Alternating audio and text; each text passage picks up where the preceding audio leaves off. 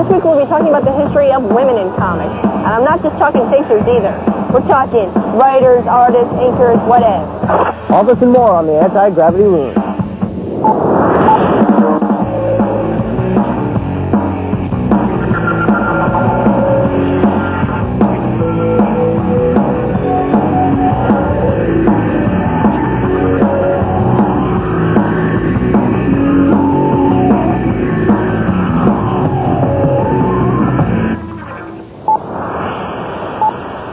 All the comics. Crime fighters, supervillains, ray guns, muscle men, and women with really great armbands. Sure, there are plenty of female comic characters with their own series now, but that hasn't always been the case. And to help me out on this daring retrospective is one of the most powerful people at Marvel, editor-in-chief of such books as Marvel Age and 2099 books, is Bobby Chase. In the beginning, women characters were in strictly supporting roles. Comic books were a boys' own adventure series, and women were just the helpless damsels in distress, or at best, the main character's girlfriend. In 1938, Lois Lane became the first major female character in comics. But female superheroes did not really begin until 1941 with Wonder Woman. The 40s also sprung the introduction of Batman's love interest / arch-enemy Catwoman. As the war was ending, women were just depicted in pin-ups or as cheesecake characters. But Rosie the Riveter changed a lot of that. At the end of the war, career gal comics were born.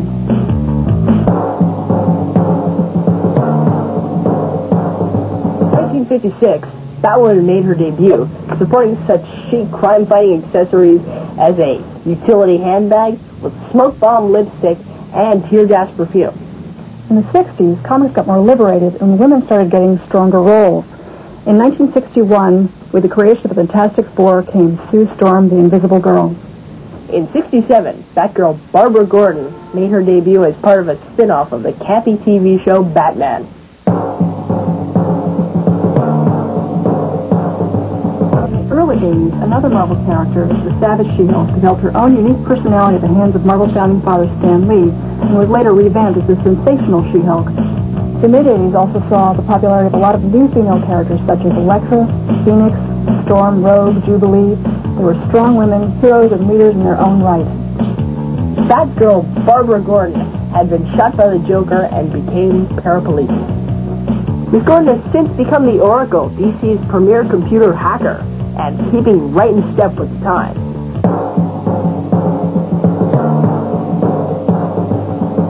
Nowadays, more realistic images of women are appearing in various comics.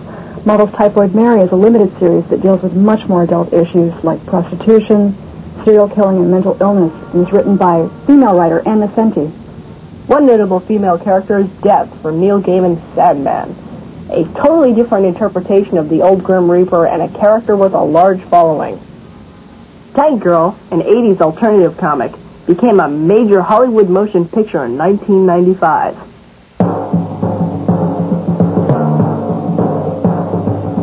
Female leaders are now no longer the exception but the rule at Marvel.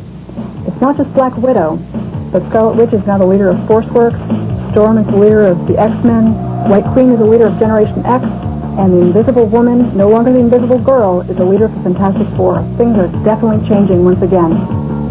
So now there are all kinds of different female comic characters in dozens of different titles. And realistic or not, somebody's got to be making these books.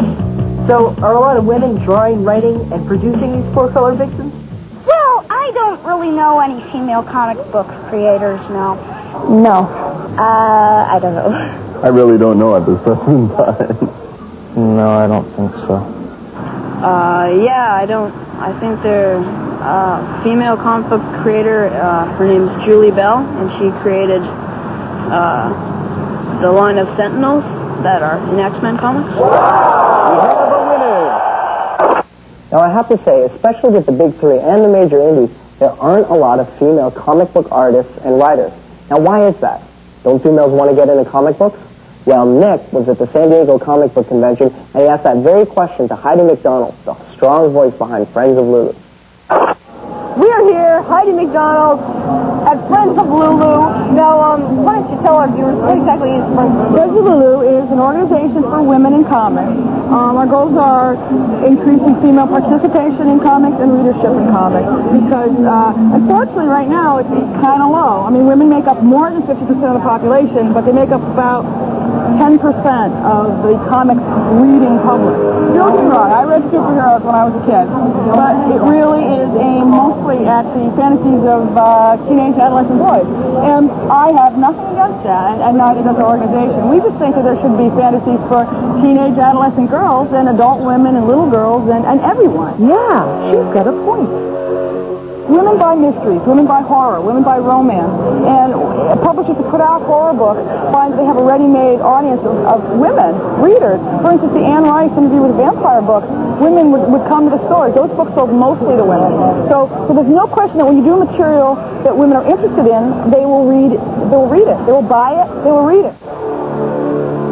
This is kind of the convention from a woman's point of view. I don't know if you can see this. This was a little thing I did. Okay. I took this as the Diamond catalog for the month of July. This is a distributor catalog. Okay, right. Okay. And every page that had a scantily clad woman on it, I put a post-it on. Hi-yo!